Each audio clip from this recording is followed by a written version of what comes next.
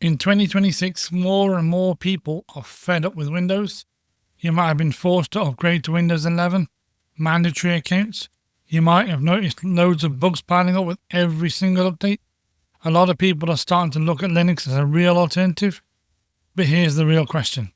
Can Linux be your daily driver? Step 1. Emails. This is where you actually live all day, every day. If email doesn't behave exactly how you expect, Linux fails immediately. So let me show you what I mean. So down here, I've got Chrome open and I've got a Gmail inbox, exactly the same as it appears on Windows, because it's a web-based system. If you're not keen on webmail and you know what, I use Outlook, I want to use that one instead. You can download what's called Thunderbird, which is similar to Outlook. Just click on this and there you go. It's exactly the same as Outlook. You've got your inbox on the left-hand side, your main messages in the center, and your preview window on this side. So to add your email is really simple. When you first fire up Thunderbird, you literally are asked for your email address and your password, fill those in, and the rest is automatically set up for you. If you want me to do a deep dive video on that one, let me know in the comments. I'll show you how to set it up. Sending emails is exactly the same as in Outlook. Just click on New Message, put the email address you want to send it to, subject, and what you want to say in the bottom box, and then hit the send button when it lights up. If these are all filled in, they'll all light up. You've also got CC, BCC, spelling, format controls as well. On the left hand side here as well, you've also got address book, so you can import your contacts, calendar, just exactly like Outlook, a to-do list or a task list, and then finally a chat account if you've got one of these set up. Step 2, documents round trip. So Linux has got a built-in version of Office 365.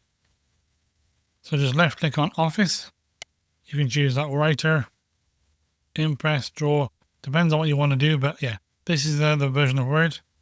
As you can see, it opens up pretty quick. So if I just type something here like hello. What you can do as well, you can also save it as a Word document. You've got a file, save. From here, you can choose what's called open document format, or you can change it to Microsoft Word. So 2007 onwards, 2010. So I'm going to choose the new version of Word 2007. Pop your name in up here. We'll just call it hello. You choose where you want to save it as normal. So I'm going to put in the downloads just for this demo. And then click on save. It's asking you, do you want to use the Word format? We're going to go Word format. And that's it. So now you can send this document to anybody who's on Windows machine. They should be able to open it. Step 3, commands and terminal fear. You can search for an app even if it's not installed on your machine. So down here on the start menu or the Zorro menu, click on start, type in VLC. Just using this one as an example. Even if it's not on your computer, just left click on it. It automatically pops open the App Store for you. And then click install. This is a free video player if you don't know what it is. Wait for it to install. And that's it. Just click on open. And there you go. It's loading. Close these boxes just so you can see. And there's your VLC player. If you want to search the App Store, just close it. I'll show you how to get there from the beginning. Close this. Come down here to this little world icon with a little shopping bag. There's a search box on the left hand side. Just type in what app you want to find. And away you go from there. If you just want to browse the apps, there's Create, Work, Play, Socialize, Learn, and Develop.